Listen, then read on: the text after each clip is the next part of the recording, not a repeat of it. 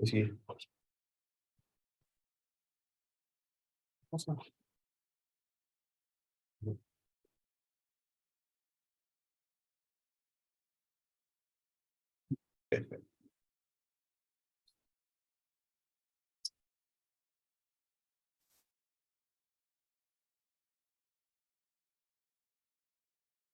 Siapa? Ready.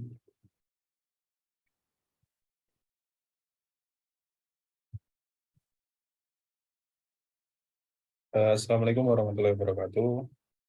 Selamat siang. Kami di sini dari kelompok 1 akan membahas tentang perancangan kendali PID pada sistem suspensi mobil. Sebelumnya, kami dari kelompok 1 beranggotakan yang pertama saya Agus Rianto dengan NIM 19386. Lalu ada Frida Taufik Setiawan dengan NIM 19387. Lalu ada Muhammad Iqbal dengan NIM 19409. Ada Rival Fauzan Alfaroji dengan NIM 19522 dan juga Dimas Yusuf Aprilianto dengan NIM 19799.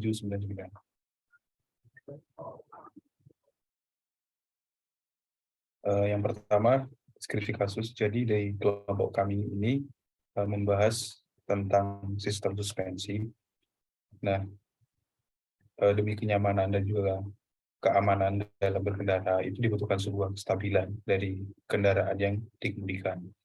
Sedangkan dalam permukaan jalan yang ada itu tidak selalu rata, sehingga menimbulkan ketidaknyamanan yang juga mengakibatkan getaran vertikal yang mengurangi daya cengkeram ban terhadap jalan. Nah, oleh karena itu diperlukan sebuah sistem yang dapat mempertahankan kontak terus-menerus antara roda kendaraan dengan permukaan jalan agar kendaraan dapat digunakan secara nyaman dan aman. Juga diperlukan sebuah sistem untuk mengurangi getaran vertikal yang ditimbulkan dari jalan yang tidak rata tadi. Nah, di sini kita membahas tentang sistem suspensi yang digunakan untuk mengurangi getaran vertikal itu. Nah, dalam sistem suspensi yang kita bahas ini akan ada sistem suspensi open loop dan juga closed loop, atau bisa juga disebut dengan sistem suspensi aktif dan juga sistem suspensi pasif. Selanjutnya, untuk sistem suspensi sendiri akan dijelaskan oleh Mas Dimas Yusuf. Silakan Mas Dimas. Baik, di sini saya akan melanjutkan penjelasan dari Mas Agus. Suspensi itu sendiri adalah sistem pegas yang dapat menangani stabilitas sebuah kendaraan ketika berjalan akibat getaran dan guncangan dari jalan yang tidak rata tersebut. Suspensi dapat dikelompokkan menjadi dua, yaitu sistem suspensi aktif dan juga sistem suspensi pasif. Pada sistem suspensi pasif, kekakuan pegas dan konstanta redapnya adalah konstan. Sedangkan pada sistem suspensi aktif ada tambahan kendali. Kendali itu untuk mengkompensasi kekakuan pegas dan konstanta redapnya agar bisa menyesuaikan dengan keadaan jalan tersebut. Next.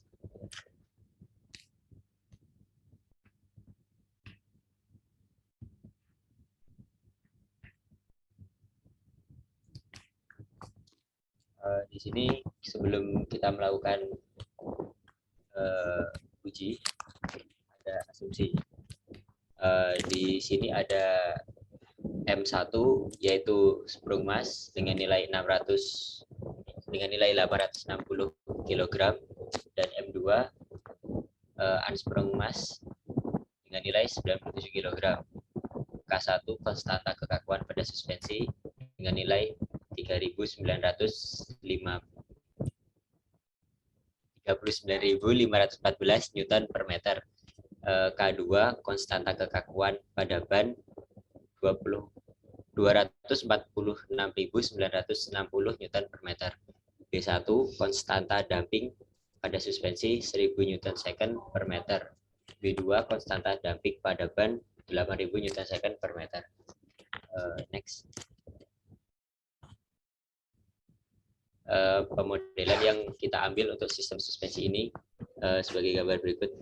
Selanjutnya sebelum melakukan simulasi, kita modelkan kasus yang akan disimulasikan. Di sini kita simulasi sistem aktif dan pasif pada salah satu roda atau hanya 1/4 beban mobil saja untuk mendapat kendali yang optimal pada sistem suspensi. Untuk selanjutnya dilanjut oleh Mas Rifal.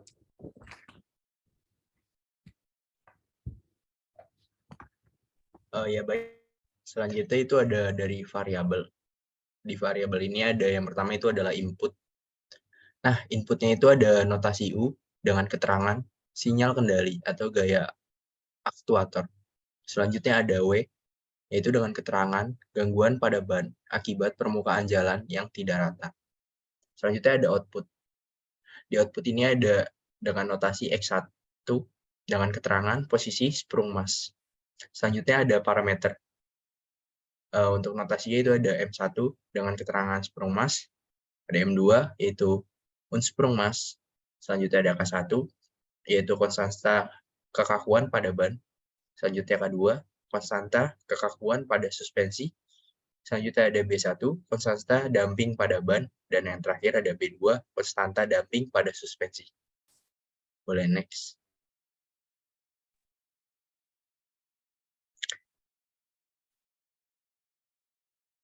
Selanjutnya ini masih dengan variabel yaitu X1 posisi sprung mas, selanjutnya ada X2 posisi unsprung mas, selanjutnya ada U atau sinyal kendali gaya aktuator, dan yang terakhir ada W gangguan pada ban akibat permukaan jalan yang tidak rata.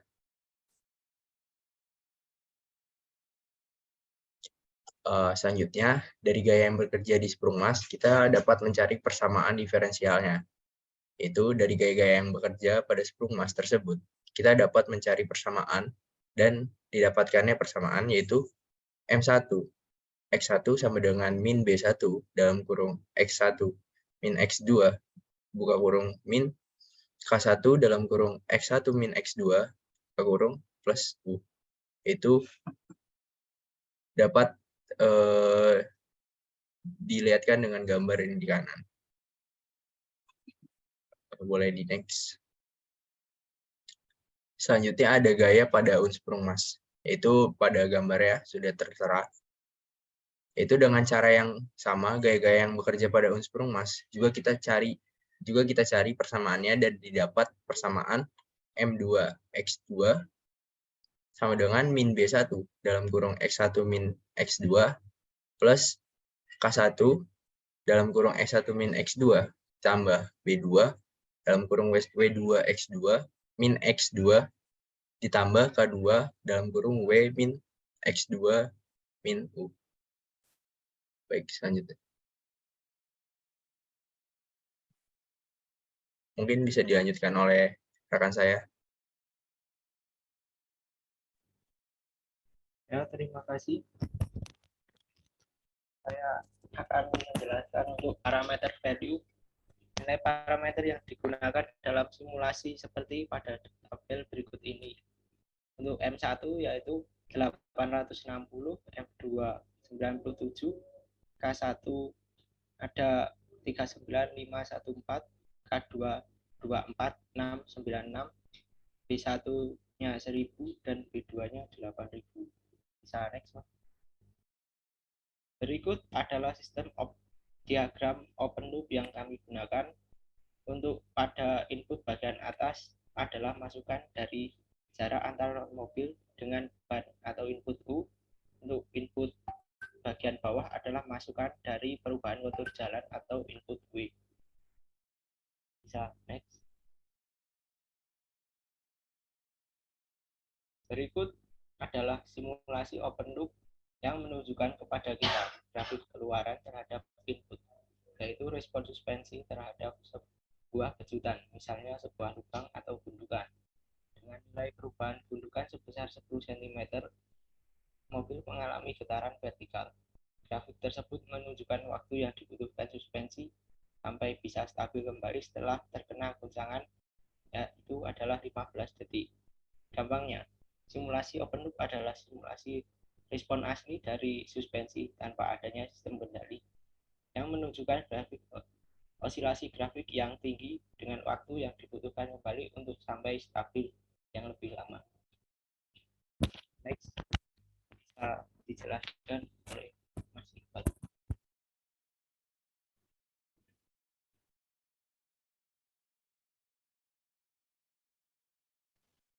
Oke, saya lanjutkan untuk sistem closed loop-nya, diagram bloknya sebagai berikut.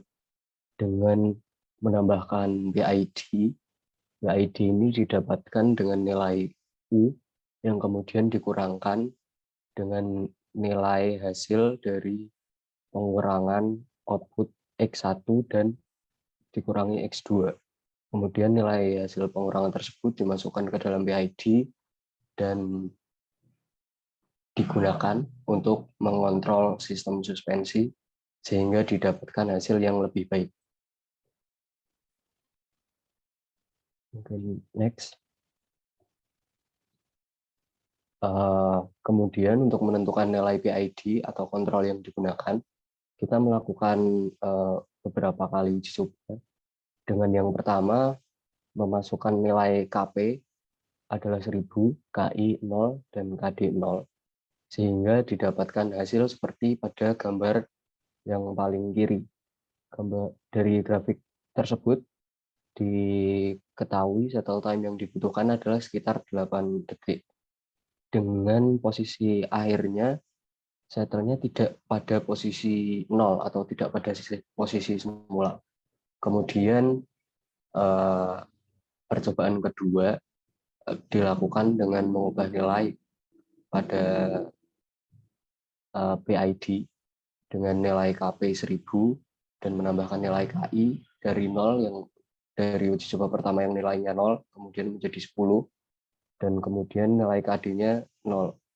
Kemudian hasilnya seperti pada gambar kedua yang di tengah, diketahui osilasinya tidak begitu tinggi, tapi posisi akhirnya dia tidak kembali di 0, tapi naik ke grafik di atas di nilai 1.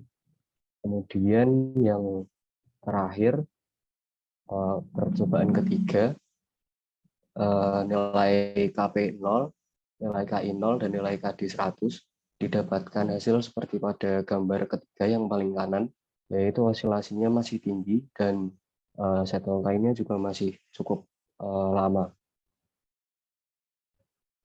Next. Yang kemudian setelah beberapa percobaan diputuskan untuk nilai PID adalah 40 untuk KP, 0,1 untuk KI, dan 0,35 untuk KD. Dengan setting nilai tersebut, hasil sistem menggambarkan respon yang paling baik. Respon itu seperti pada gambar tertampil, yaitu osilasinya menjadi lebih rendah dan settle time-nya lebih cepat. Jadi setelah ada gundukan, mobil tidak kemudian bergerak vertikal, tidak mengalami getaran vertikal cukup lama. Hanya sekitar di 7 detik, kemudian sudah stabil pada posisi semula lagi. Mungkin itu perbedaan dan efek setelah penggunaan kontrol PID.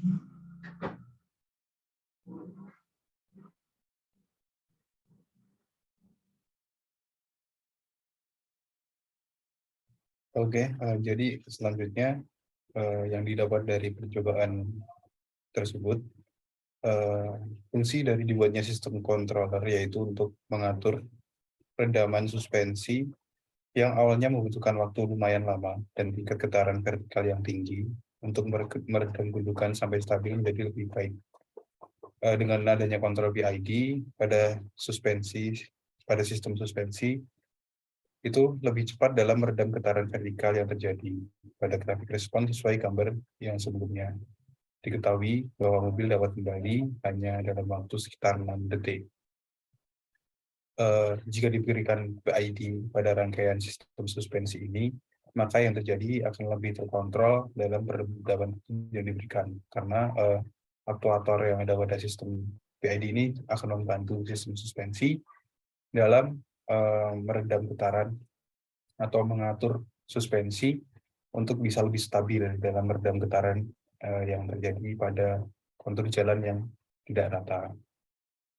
Mungkin itu dari kelompok kami yang dapat disampaikan dari kelompok kami. Banyak kurangnya mohon maaf. Kami tutup. Assalamualaikum warahmatullahi wabarakatuh.